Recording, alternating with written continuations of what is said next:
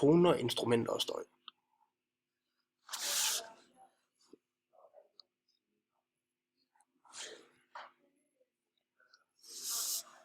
Hørbart område. Den røde, den viser vores hørbare grænse. For eksempel, hvis du hører en dyb bas, vil du ikke kunne høre den, før du kommer op til et vis decibel. Helt oppe af i toppen, vil for eksempel være, hvis vi står lige ved siden af et jetfly eller en kanon, så vil der være, hvor smertegrænsen er. Hvad betyder A og bølgelængde? A er amplituden, og det er fra bølgetoppen og så ned til hvilestilling.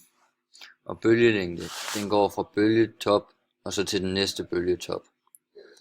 Og A og bølgelængden, amplituden og bølgelængden, når vi hører musik, betyder, at jo mere vi skruer op for musikken, jo højere vil bølgerne blive. Interfræs. Det vil være, hvis du tager den første bølge og lægger sammen med den anden bølge, så kan du se, at i starten er den allerede lidt mindre, fordi at både Y1 og Y2, den er lille. Men så kommer den længere hen af, så kommer den første bølge ved Y1, og så vil Y2 så trække lidt ned, men på hen af i slutningen vil de begge to gå op. Konstruktiv og destruktiv interferens. Konstruktiv er når der er høje bølger, og destruktiv er de omvendte bølger. Og når de bliver lagt sammen, vil de udligne hinanden, sådan at den går til en lang hvilestilling. Med sådan noget.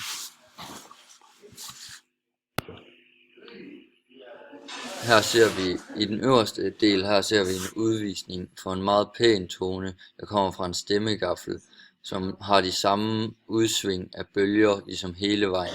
Det er derfor den er så pæn og lige, som den er med ens bølgetop og ens bølgedale. Hvor vi derimod her nede for neden ser en masse forskellige udsvingninger, fordi der er mange forskellige toner. Okay. I den første, så kan man bruge en Fourier-analyse ved at tage en fløjte. Fløjten, den laver så den her forskellige udvisninger, du kan se heroppe i toppen. Og der kan man så bruge Fourier-analysen til at gå ned og kigge på, hvilke toner den rent faktisk spillede højst, eller hvilke toner den rent faktisk spillede mest, og så kan man så se, hvor højt de rent faktisk blev spillet. Her for eksempel er det den første, det er den, der rent faktisk laver den der formel, altså sådan, det bliver ved med, altså sådan noget, hvor måske at den femte tone, det er måske den, der sørger for, at de laver lidt af hakker. Det er dig.